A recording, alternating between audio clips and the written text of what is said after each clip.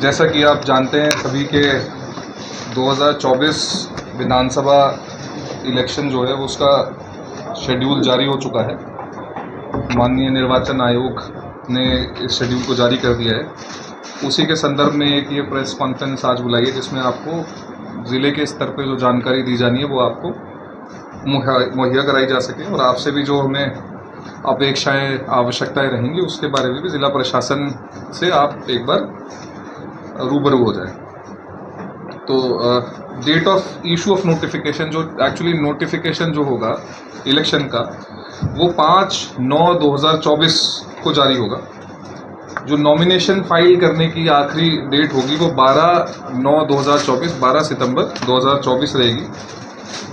जितने भी नॉमिनेशन आएंगे उनकी स्क्रूटनी जो करनी होती है उसकी डेट एक ही दिन क्योंकि वो करनी होती है, तो जो भी संबंधित रिटर्निंग अधिकारी होंगे हमारे, उन्होंने 13/9/2024 को ये स्क्रूटनी करनी होगी।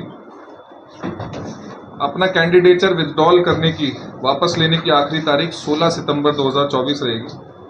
1 अक्टूबर 2024 को एक्चुअल पोलिंग होगी ज़िले में, पूरे उसमें स्टेट में। 4/10/2024 को काउंटिंग होगी और इन एनी केस 6/10/2024 तक इलेक्शन कंप्लीट करना है।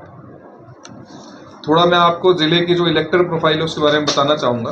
पिछले करीब 8-9 महीने में हमने 2 विशेषकर चीज़ों पे कार्य किया था और जिसमें हमें काफ़ी अच्छी सफलता भी देखने को मिली है।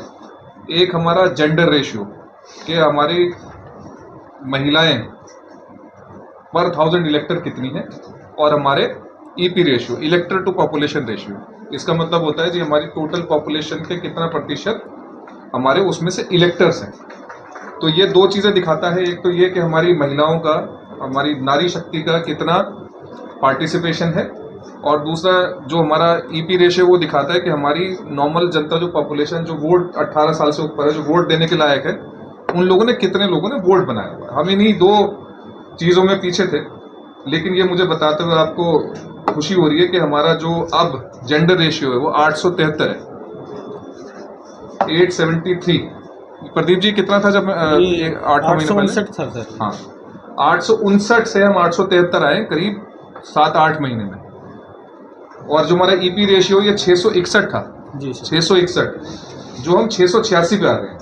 ये सारा का सारा काम जो है ये पिछले 7-8 महीने में हुआ है। इसके लिए खासकर मैं हमारे सभी जो ईआरओज, जो भी हमारे आरओ होने वाले हैं, ये ईआरओज भी हैं, इलेक्टोरल रजिस्ट्रेशन ऑफिसर्स, और उसके साथ साथ इलेक्शन कार्यालय जो है इसको भी मैं बधाई देना चाहूँगा, क्योंकि ये दोनों ही चीज़ें हमारी अब स्टेट की एवरेज से बेटर है।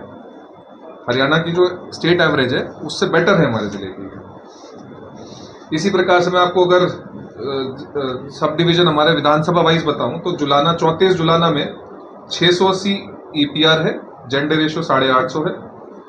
35 सफीदों में 687 ईपीआर है, 866 जेंडर रेशियो है।